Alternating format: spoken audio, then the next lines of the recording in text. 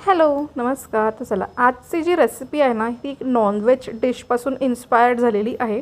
म्हणजे की non veg dish जी होती ना खरडा चिकन म्हणा किंवा खरडा मटन त्यापासून ही रेसिपी तयार झालेली आहे.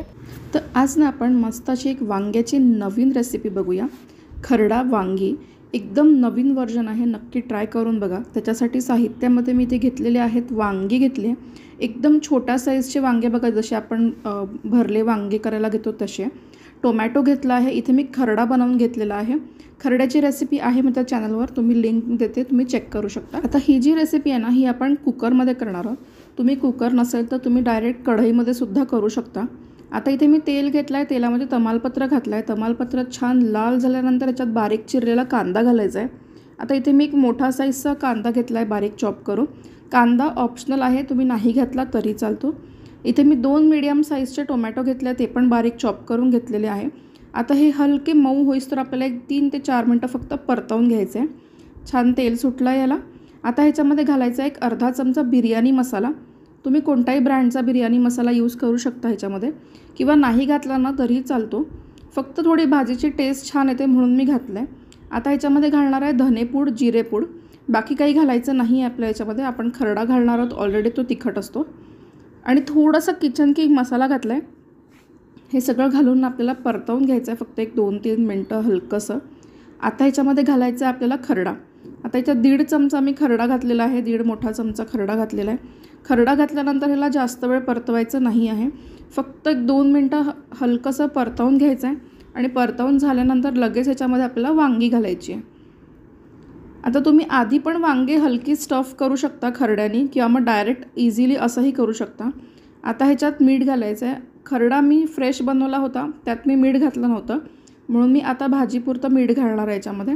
ह्याला करायचं आहे आपल्याला मिक्स करताना ना हलक्या हाताने ना वांग्याच्या गॅप्समध्ये सुद्धा आपल्याला हा जरा जरा मसाला भरायचा आहे. तर त्या हिशोबाने ह्याला मिक्स करायचं आहे. आता बघा वांग्याचा रंगही बदलत चालला आहे.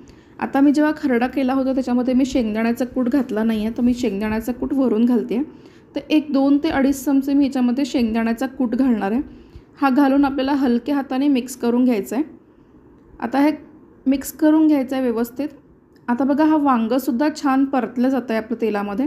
आता ह्याच्यावरनं झाकण ठेवायचं आहे आणि फक्त एक 3 ते 4 मिनटं मंद आचेवर आपल्याला ह्याला झाकून ठेवायचं आहे, जेणेकरून तो तेलामध्ये आणि मसाल्यामध्ये हलका वांगं आपलं शिजेल आहे.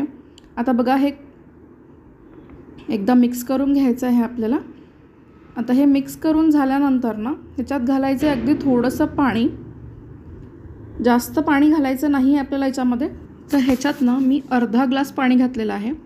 छोट्या ग्लासने अर्धा ग्लास पाणी घातलेलं आहे, तेवढं सफिशियंट आहे. आपल्याला फार ग्रेव्ही नाही करायची, ड्राय असणार आहे आपली ही भाजी. आता ह्याला आपल्याला कुकरला शिटी लावायची आहे.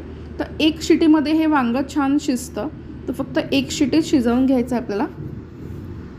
आता ही 1 शिटी झाल्यानंतर हे बघा कुकर थंड झाला आहे आणि इथे आपली ही भाजी बनवून तयार. बघा किती मस्त झालं आहे, तेलही छान सुटलं आहे, वांगंही मऊसूत शिजलेलं आहे आपलं, आणि मसाला पण बघा किती छान झालेला आहे.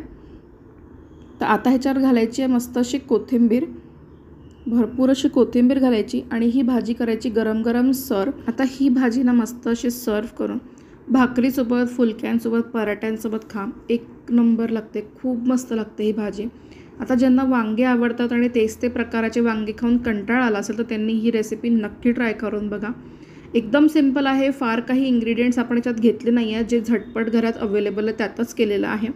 सो चॅनलवर नवीन असाल तर सबस्क्राईब नक्की करा आणि व्हिडिओला लाईक करा. थँक्यू.